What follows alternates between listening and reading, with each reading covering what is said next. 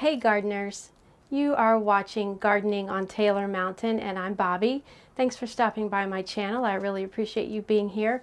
I am going to sow some Butterfly Monarda, also known as Bergamo Bouquet. It's the end of February and we're just past the 8-week mark before my last frost date, which is around April 23rd for me here in my zone 6B. Actually, this morning we had ice on the trees, and this afternoon I can hear the spring peepers down in the river. So, you know, we've had a big gap in our weather here lately, as probably you have too where you live.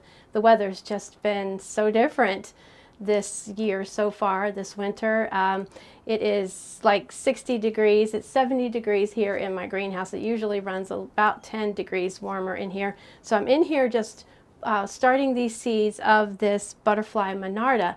Now you may think about, when you think about Monarda, you're thinking about also called bee balm, and it can be invasive. And I'm sure you can probably hear the wind. It's turned quite windy, although it is warm. But bee balm can be invasive. It is a member of the mint family, and we have wild bergamot or Monarda here on the farm, and it's beautiful. If I can find a picture, I will throw a picture on the screen. But it's so thrilling for me to ride through the fields and just a whole swath of this wild bee balm growing. I just love it. So if I call it Monarda, bee balm, bergamot, it's all the same thing. But this is a new cultivar. It's supposed to grow 2.5 feet tall, so it stays kind of compact. And it says the flowers, the blooms, are butterfly magnets, so that's always a good thing. It will bloom abundantly for several months, and it makes wonderful cut bouquets. So I'm going to start in some cell packs. I'm going to start about 18 of them, and if I have enough seed, I might direct sow when the danger of frost has passed. So this is like a new cultivar of Monarda that I'm excited to try. And I wanted to take a few minutes to explain what my garden style is all about, especially for this year. In years past, I have done pollinator garden, veggie garden. I have done, last year I did veggie garden, cutting garden. This year my garden space is going to be completely dedicated to a cut garden. I have 2 events, and I'm kind of calling them events, coming up this season. One would be a project with the senior center and cut flowers. And then I have a wedding, and I'm so excited. It's not a wedding in my family, but a friend of mine, her daughter is getting married, and so I'm going to be doing some flowers for that. So I am going to dedicate my entire garden space to cut flowers. I'm not going to have any veggies this year, and I know this is, you know, next year I may be doing all veggies. It just depends on what happens, and I have the space, so I'm thankful for that if I ever needed to dedicate my garden completely to veggies and a few flowers, I can certainly do that. I'm not trying to make excuses for why I'm not growing any veggies this year. And you know what? I will probably, what I want to do is get a cedar raised bed for here in the greenhouse to grow some lettuce. And I will probably grow some tomato plants in some containers, which I have done many times over. And I might do some potatoes in a container, which I've done and had, you know, good success with. But other than that, mostly my garden space will be dedicated to the cut flowers, because I do like to give away as many bouquets as I can. So I'm going to sneak in the giveaway bouquets when I'm not doing the senior project or the wedding. If you are interested in growing your own food and storage, food storage, harvesting your food, canning and preserving your food, I do want to recommend a channel. I've been following them for a while, and that is Grounded Haven Homestead. The creators of Grounded Haven Homestead are Aaron and Michelle, and they just do a wide variety of growing veggies, especially in raised beds, and you know, maybe on a more smaller scale, maybe that would be more adaptable to what you are doing. So I can definitely recommend them. They also grow cut flowers, and they live not too far from me, so I have not personally met them, but I have been in contact with them. They also make organic soap, which they sell on their Etsy shop, and I've used that. It's very good soap. I like it a lot. So I will link them in the description below. I'm sure they won't mind me doing that, their YouTube channel. But do just go on and subscribe to their channel, and then you can see she cooks in her videos with food that they've harvested from their garden. She, cans and preserves, and they have a little cold storage area.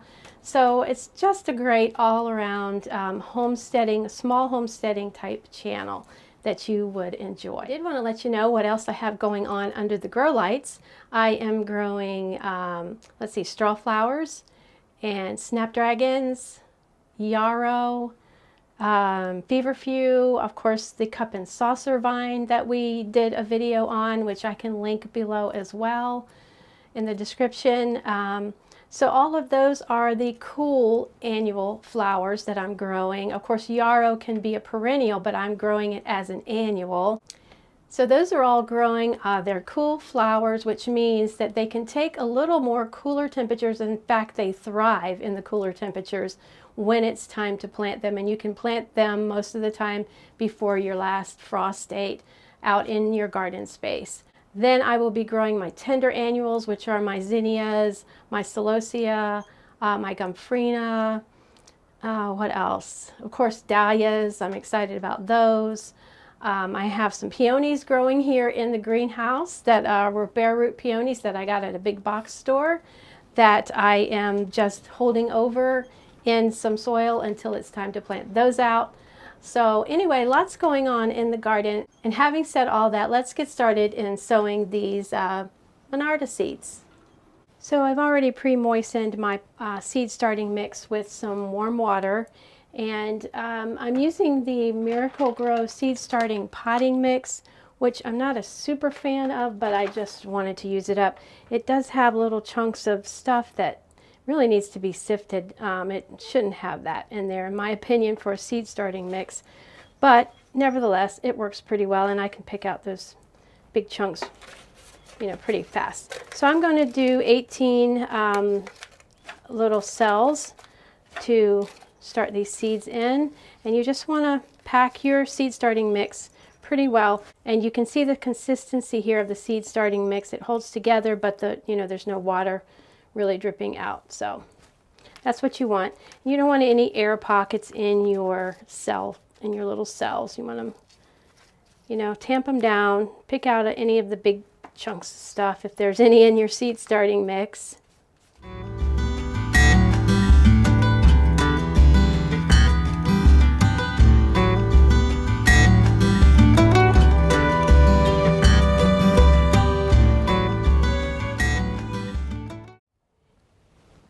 And we'll make a tag here.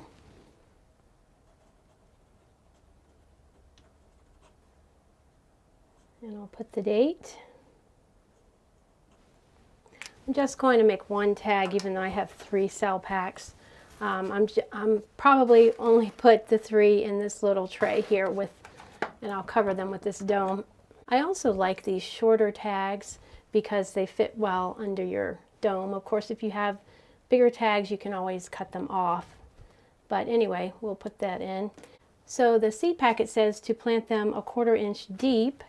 And what I did was to take one of my Gardener's Workshop pins this is a company that I buy a lot of supplies and seeds from. And then I marked, this is left over from last year, I just marked this is an 1/8 inch, 1/4 inch, 1/2 inch, and 1 inch mark. So anyway, that should work fine, and that helps me gauge a little bit how to plant my seeds.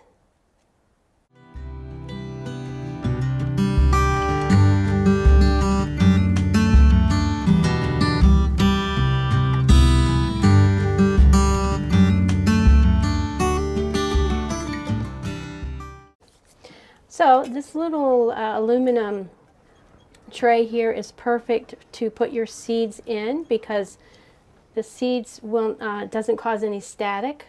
And I also got this from the Gardener's Workshop.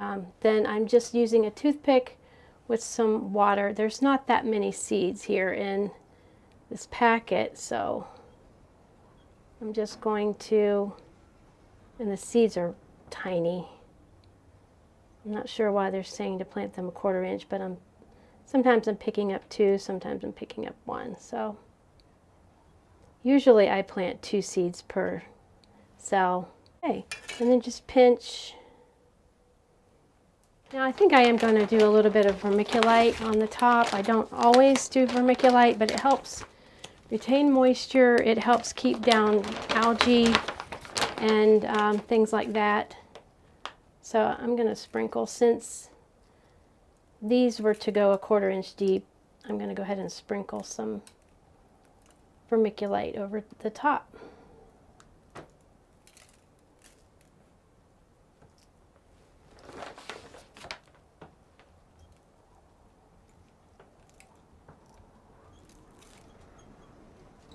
And unless you're like a mega grower, a small bag of vermiculite will last you a long time. This bag is left over from last year, so.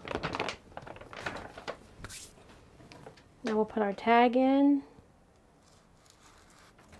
and we'll put our dome on,